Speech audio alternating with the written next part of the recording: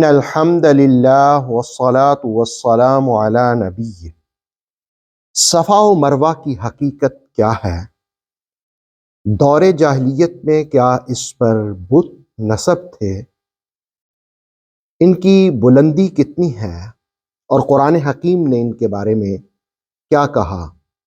ان ساری باتوں کو جانتے ہیں سورہ بقرہ کی آیت نمبر 158 کے ضمن میں۔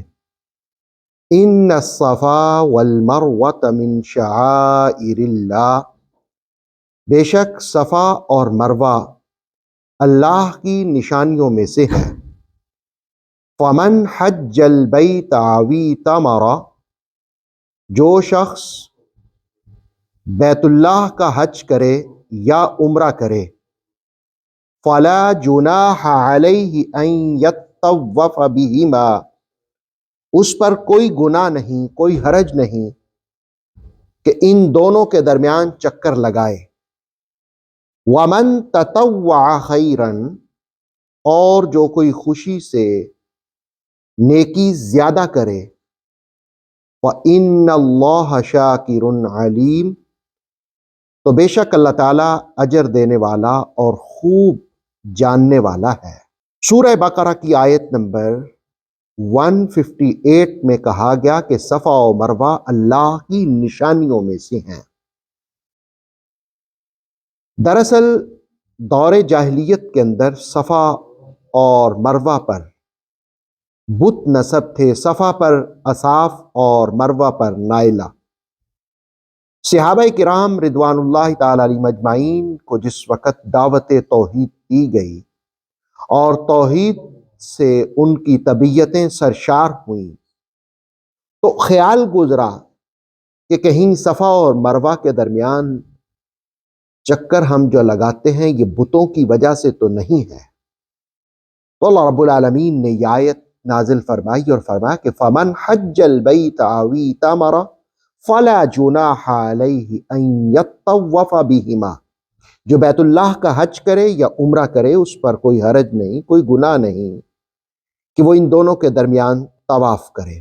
صفا سخت اور چکنے پتھر کو کہتے ہیں، یعنی ایسی پہاڑی جو سخت اور چکنے پتھروں سے بنی ہو، اور مروہ کا مطلب یہ ہوتا ہے کہ قدر نرم پتھر استعمال ہوا ہو۔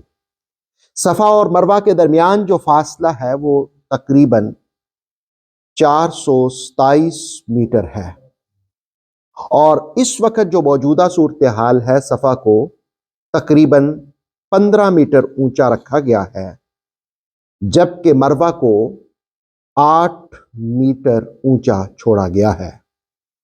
قرآن حکیم نے یہاں پر کہا کہ شعائر اللہ، یہ اللہ کی نشانیوں میں سے ہے۔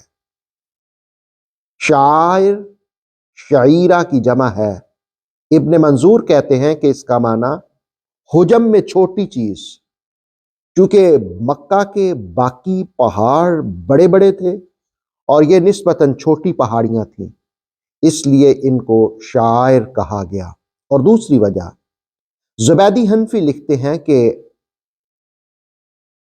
شاعر یا شاعرہ ایسا نشان جس کو دیکھ کر اطاعت یاد آئے۔ دراصل صفا و مروہ اللہ کی نشانیاں اس اعتبار سے ہیں کہ ان کو دیکھ کر اللہ کا حکم یاد آتا ہے، اور یہ دین کی ظاہری علامتیں ہیں، شعائر ہیں۔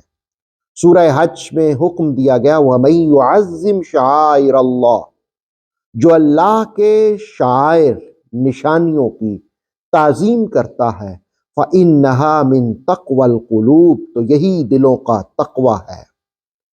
صفا و مروہ کے درمیان سعی کرنا واجب ہے عند ابی حنیفہ، جبکہ باقی ائمہ کے نزدیک اس کے درمیان سعی کرنا فرض ہے۔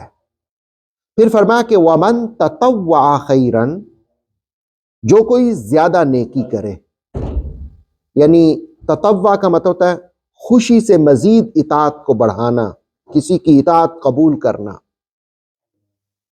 فَإِنَّ اللَّهَ شَاكِرٌ عَلِيمٌ، تو بے شک اللہ تعالیٰ شاکر ہے۔ شاکر کا مطلب ہوتا ہے قدردان، अजर देने वाला, और अलीम का मतलब होता है खूब जानने वाला है।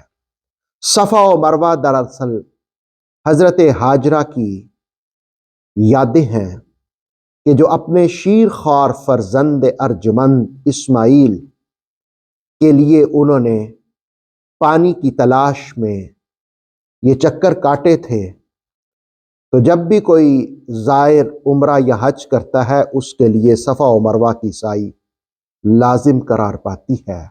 अल्लाह रब्बुल आलमीन हमें अपने शायर की ताज़ीम की तौफीक अता फरमाए। ऑथेंटिक इस्लामिक नॉलेज के लिए नूर वही यूट्यूब चैनल को सब्सक्राइब कीजिए। बेल आइकन को प्रेस करना मत भूलिए।